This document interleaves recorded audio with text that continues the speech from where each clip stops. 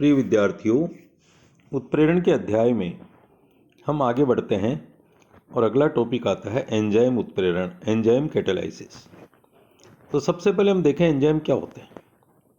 तो देखिए, एंजाइम जीवित पौधों और जंतुओं के शरीर में उत्पन्न होने वाले या पैदा होने वाले संकर कॉम्प्लेक्स कार्बनिक यौगिक होते हैं। क्या मतलब? ये जीवों और जंतुओं और पौधों के शरीर में उत्पन्न होते हैं जो कि कॉम्प्लेक्स ऑर्गेनिक कंपाउंड है। एंजाइम जो है उच्च अणुभार युक्त प्रोटीन अणु होते हैं, अर्थात इनका अणुभार उच्च होता है और ये प्रोटीन के अणु होते हैं। इनके अणुओं का आकार 10 से 100 नैनोमीटर होता है। अतः जल के साथ क्या बनाते हैं? कोलाइडी विलयन। इट मीन्स एंजाइम कोलाइडी विलयन के रूप में पाए जाते हैं और इसीलिए इनको माइक्रो विस्मांगी उत्प्रेरक कहते हैं। क्या कहते हैं? माइक्रो विस्मांगी, माइक्रो हेट्रोजीनस कैटलिस्ट। ठीक है। एंजाइमों द्वारा जंतुओं में होने वाली रासायनिक अभिक्रियाएं उत्प्रेरित होती है, इसलिए इनको सजीव उत्प्रेरक बायोकैटलिस्ट भी कहा जाता है। क्या होता है कि एंजाइमों के द्वारा जीव जंतुओं में होने वाली रासायनिक अभिक्रियाएं उत्प्रेरित होती है, मीन्स ये उनके वेग में वृद्धि करते हैं, इसलिए इनको सजीव उत्प्रेरक या बायोकैटलिस्ट कहा जाता है।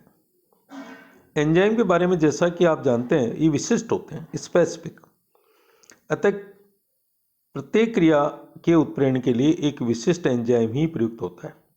मतलब निश्चित अभिक्रिया के लिए निश्चित एंजाइम चाहिए, उस अभिक्रिया के लिए दूसरा एंजाइम प्रयुक्त नहीं हो सकता। ओके। और वह एंजाइम दूसरी अभिक्रिया को भी उत्प्रेरित नहीं करेगा। सबसे पहले हम आगे बात करते हैं एंजाइम उत्प्रेरण के उदाहरण। तो ये कुछ मुख्य और पॉपुलर एग्जाम्पल हैं। पहला, स्टार्च का जल अपघटन, जिससे माल्टोज शर्करा बनती है। तो स्टार्च के जल अपघटन में डायस्टेस एंजाइम काम आता है। क्या काम आता है? डायस्टेस। कहाँ से आता है ये? अंकुरित जौ से, अंकुरित जौ। और क्या बनता है इसमें? माल्टोज शर्करा। इसका समीकरण है C6H10O5 होल पावर n, क्या है? Starch, plus NH2O equal to बनता है NC12H22O11। क्लियर।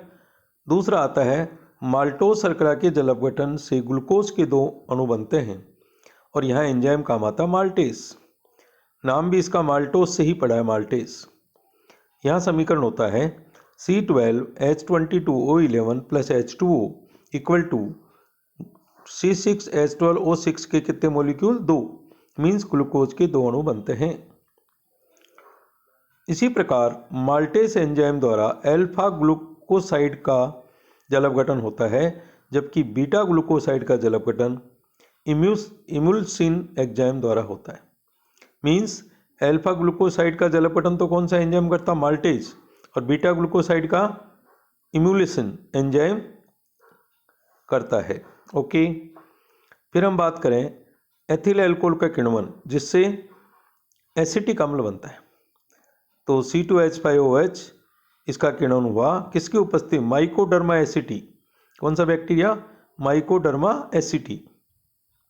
तो बनता है CH3COH, एसिटिक अम्ल। इसी प्रकार यूरिया के जल अपघटन से अमोनिया और CO2 बनती है और इसमें एंजाइम काम आता है यूरिएस। नाम भी यूरिया से ही इसका यूरिएस पड़ा है।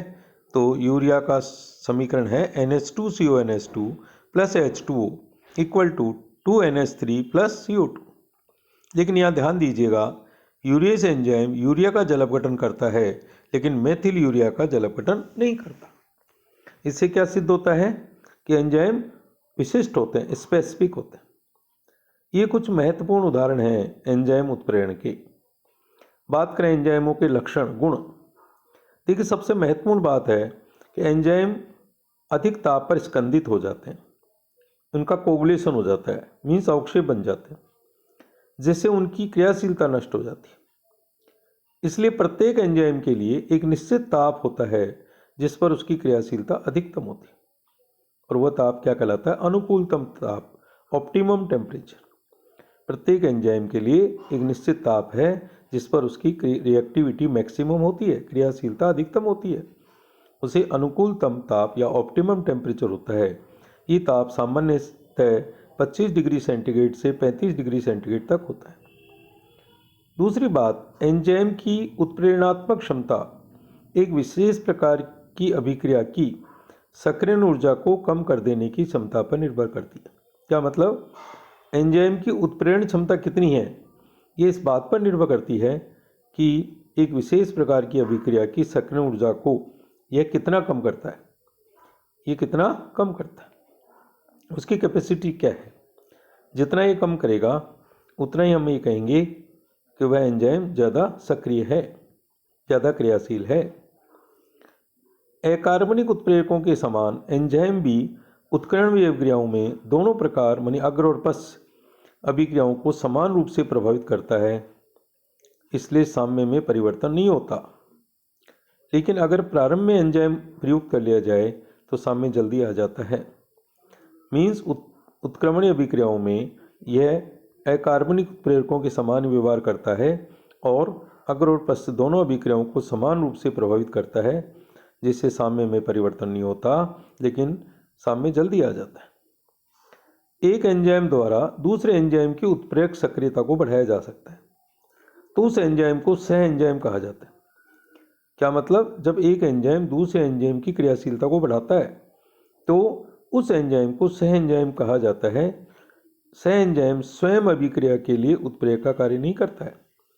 को एंजाइम, सह एंजाइम केवल दूसरे उत्प्रेरक की क्रियाशीलता बढ़ाता है लेकिन वह स्वयं उत्प्रेरक का कार्य नहीं करता। यहाँ हम कहें कि एंजाइम दो प्रकार के होते हैं, जलअपघटनीय एंजाइम और दूसरा है ऑक्सीकरण अपचन एंजाइम। जलअपघटनीय एंजाइम क्या होते हैं? ये अम्ल क्षार उत्प्रेरक होते हैं जिनमें H+ आयन के स्थानांतरण से आयनिक अभिक्रिया होती है तथा ये उनकी गति को बढ़ाते हैं। इसमें H+ आयन का ट्रांसफर होता है जलअपघटनीय एंजाइम में और अभिक्रिया आयनिक होती है और उससे अभिक्रिया की गति बढ़ती है। दूसरी बात करें ऑक्सीकरण अपचन एंजाइम, ऑक्सीडेशन रिडक्शन एंजाइम, ये इलेक्ट्रॉन स्थानांतरण अभिक्रिया को उत्प्रेरित करते हैं। मतलब ऑक्सीकरण अपचन एंजाइम से क्या होगा? इलेक्ट्रॉन ट्रांसफर रिएक्शंस का कैटालाइसिस, उत्प्रेरण, मतलब ये इलेक्ट्रॉन स्थानांतरण अभिक्रियाओं का उत्प्रेरण करते हैं, उनको क्या कहते हैं? ऑक्सीकरण अपचन एंजाइम। Okay, thank you.